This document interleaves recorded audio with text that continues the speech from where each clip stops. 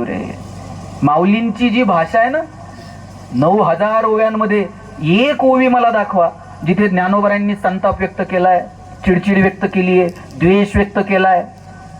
अरे मागताना सुद्धा ज्ञानोबराय म्हटले, जे खळांची व्यंकटी सांडो. इथं भगवान श्रीकृष्ण अर्जुनाला सांगतायत, शस्त्र उचल आणि दुर्जनांचा संहार कर. मागं पुढे बघू नको. हे धर्म अधर्माचं युद्ध आहे. अर्जुन तर अस्वस्थ आहे. अर्जुनानं सगळे गुरु द्रोणाचार्य, भीष्म पितामह सगळी जवळची माणसं बघितली आणि ह्या अशा विराट सैन्याकडं आणि सगळ्या जवळच्या माणसांकडे पाहिल्यानंतर अर्जुन अस्वस्थ झाला आणि कृष्णाला म्हटला, सब खिलाफ आहे माधव, सगळे विरोधात आहेत देवा. आणि त्याही परिस्थितीत भगवान श्रीकृष्ण अर्जुनाला सांगतात, सब हारेंगे पार्थ, सगळे हारणार आहेत, तू काळजी करू नको. एकीकडे भगवान श्रीकृष्ण अर्जुनाला सांगतात, दुर्जनांचा संहार कर, आणि त्याच गीतेवरती टीका करताना ज्ञानोबराय मात्र म्हणतात, जे खळांची व्यंकटी सांडो. माऊली म्हणू शकले असते की नाही, जे खल आहेत ते मरो. माऊली मरो नाही म्हणत.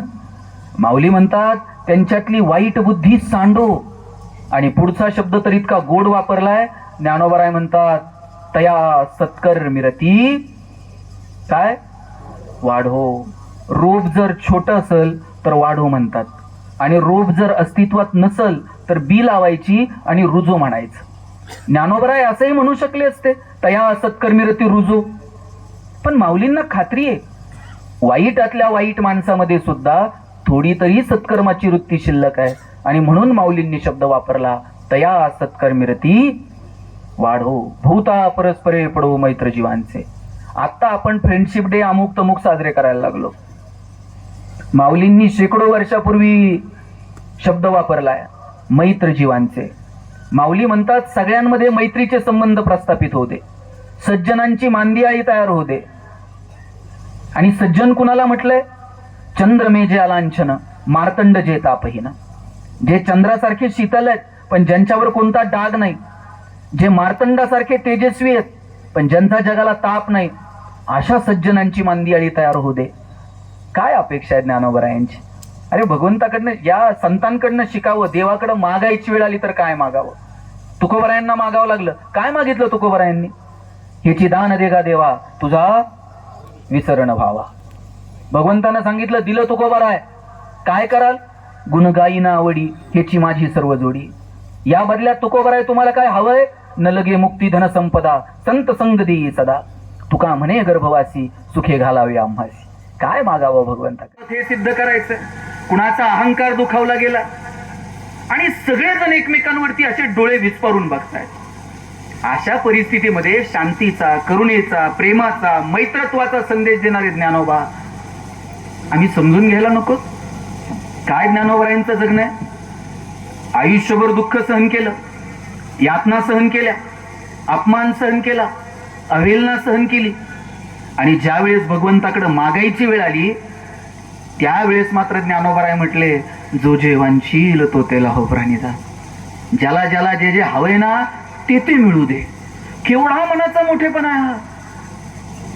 आपल्यापेक्षा शेजारच्याला थोडंफार जास्त मिळालं तर आपल्याला करमत नाही साहेब. आणि माऊली म्हणतात, ज्याला ज्याला जे जे हवंय ते ते मिळू दे. माऊलींच्या ठाई जो मनाचा मोठेपणा आहे ना, त्यातला किंचितचा जरी मनाचा मोठेपणा आपल्या ठाई आला तरी आपल्या सगळ्यांचं जगणं सुंदर होऊन जाईल. पण तसं होत नाही. आमच्याकडं वाघ आलता गावात.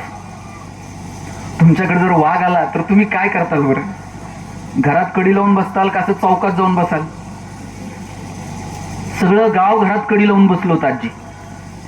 एक जण काय सापडना. घरातले म्हणले, वाघ आलाय गावात, चिटपाखरू दिसना गावात, आपला पठ्ठ्या गेलाय कुठं? घरातले म्हणले, शोधावं लागल, उगं वाघाच्या हाताबिती लागलं तर. घरातले आपले शोधायला बाहेर पडले.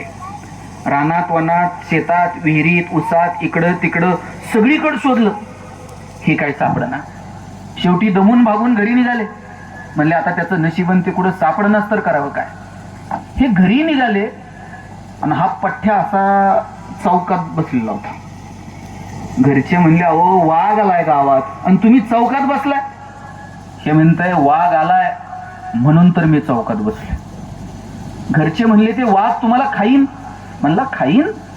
वाघानं मला खाल्लंच पाहिजे म्हणून तर मी गावात चौकात आहे. म्हणले का? म्हणले वाघ जेव्हा मला खाईन तेव्हा त्याच्या तोंडाला माणसाचं रक्त लागल, आणि एकदा का त्याला माणसाची चटक लागली मग तर ते आमच्या भाऊकीला खातंय का नाही. कुठून येतो एवढा मनाचा मोठेपणा मला सांगा. भोंग्याचा आवाज थोडा कमी करा, मॉनिटरला द्या. मला असं वाटतं जिल्ह्यांमध्ये सांस्कृतिक कार्य मंत्रालयाकडनं आम्ही मोगरा फुलला नावाचा एक कार्यक्रम करतो, आणि अपेक्षा इतकी होती शासनाची की तरुणांपर्यंत ज्ञानोबारायांचं चरित्र जावं.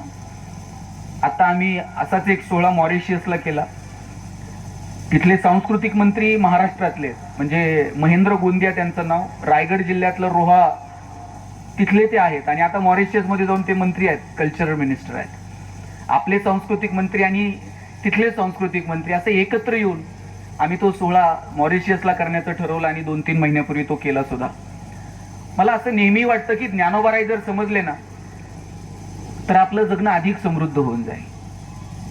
एक तरी ओवी अनुभवावी.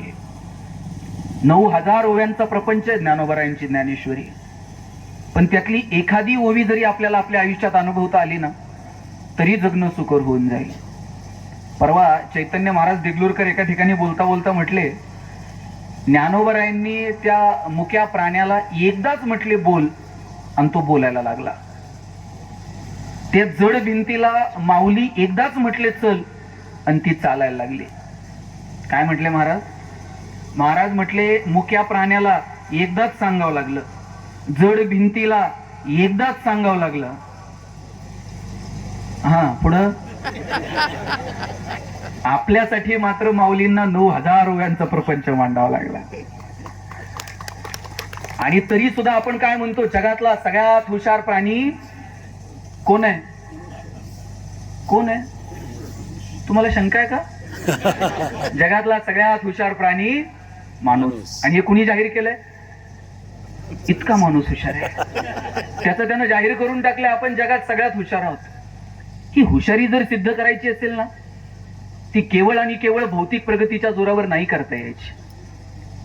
ही हुशारी जर सिद्ध करायची असेल केवळ साधन सामग्रीच्या जोरावरती नाही सिद्ध करता यायची. त्यासाठी अंतर्मनात थोडंसं डोकावून बघावं लागेल आणि ती सिद्ध करावी लागेल. प्रेम, जिव्हाळा, करुणा या पातळीवरती आपण सगळ्या गोष्टींचं जागतिकीकरण केलं.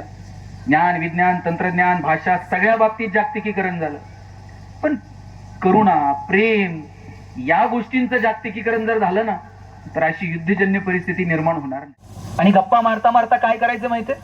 माऊली म्हणतात पांडुरंगाकडनं सगळ्या पुण्याईचं फळ मागून घ्यायचंय, आणि ते फळ घेऊन काय करायचंय? देवाला म्हणायचंय का बघ मी एवढं पुण्य केलंय बरं, आता माझा संसार सुखाचा कर. माऊली म्हणतात ते पुण्याईचं फळ मागून घ्यायचं आणि उधळून द्यायचं सगळ्यांसाठी, आणि त्याला सांगायचं अवघाची संसार. काय धाडस आहे माऊली, अवघाची संसार सुखाचा करीन, आनंदे भरीन तिन्ही लोका. या तीनही जगांना, तीनही लोकांना आनंदानं भरून टाकेल. काय धाडस आहे ज्ञानोबारायांचं. मला वाटतं हे शिकलं पाहिजे आपण सगळ्यांनी. आणि आज खरं तर मी फार वेगळं बोलायचं ठरवून आलो, पण हे पालखीचं मुक्कामाचं स्थळ आहे. आयुष्यात एकदा तरी वारी केली पाहिजे. किती जण आहेत बरं आयुष्यात एकदा तर वारी केली? इकडं तुम्ही आहे का नाही कोणी तुमच्या? ठीक आहे, इकडं आमचे काही आहेत बरं का. पुढच्या वेळेस एकटे जायचं नाही बरं का. एकदा तरी आयुष्यात वारी करायची. तुम्ही म्हणाल का करायची वारी? काय मिळतं वारीत? आम्ही सगळ्यात जरा अवघड टप्पा कोणता आहे? हडपसर ते सासवड 27-28 किलोमीटरचा टप्पा आहे. बावली मुक्कामी सासवडला थांबतात. आम्ही जेव्हा हडपसरवरून निघतो, मागच्या वेळेला चालता चालता एक आजोबा भेटले आम्हाला. असे लंगडत चाललेले होते. म्हणलं आजोबा दरवर्षी येता का वारीला? म्हणले हो दरवर्षी येतो. म्हणलं काय मिळतो आजोबा वारीत? हसले. म्हणले वारीत काय मिळत असते? वारीत काहीच मिळत नाही. म्हणलं वारीत काहीच मिळत नाही मग येता कशाला? ते म्हणले वारीत मिळत काहीच नाही, पण खरं सांगू वारीत कमी पण काहीच पडत नाही.